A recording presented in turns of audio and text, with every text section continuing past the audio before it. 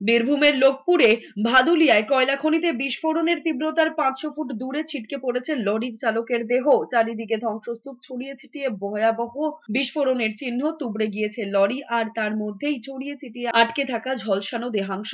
কয়লা খনিতে বিস্ফোরণে মৃত্যু হয়েছে অন্তত 7 জন শ্রমিকের। তাদের কারোর দেহ ছিটকে পড়েছে 500 ফুট দূরে, কারোর বা আবার 700 ফুট দূরে। বহু শ্রমিকের দেহের ঊর্ধ্বাংশ থাকলেও নেই নিম্নাংশ। কারোর আবার মাংস পুড়ে গিয়ে পড়ে রয়েছে শুধুমাত্র হাড়। প্রাথমিকভাবে মনে করা হচ্ছে কয়লা উত্তোলনের সময় কয়লা খনিতে যে বিস্ফোরণ ঘটানো হয় সেই সময় কোনোভাবে অসাবধানতাবশত এই দুর্ঘটনাটি ঘটেছে। ইতিমধ্যেই ঘটনাস্থল ছেড়ে পালিয়েছেন জিএমপিএল এর আধিকারিক এবং উপরতলার কর্মীরা। খবর পেয়ে ঘটনাস্থলে পৌঁছেছে পুলিশ।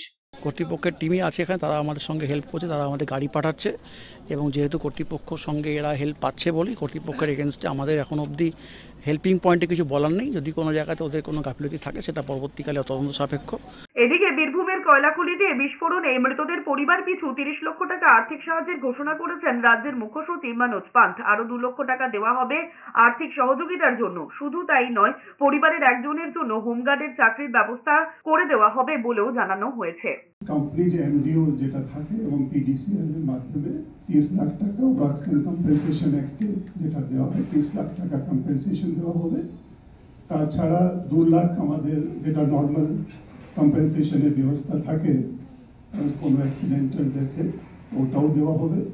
তাছাড়া পরিবারের একজন লোক যাতে হোম গার্ডে আমরা চাকরির ব্যবস্থা করতে পারি এর জন্যও ব্যবস্থা করা হবে। মাননীয় মুখ্যমন্ত্রী এই নির্দেশ আমাদেরকে দিয়েছেন।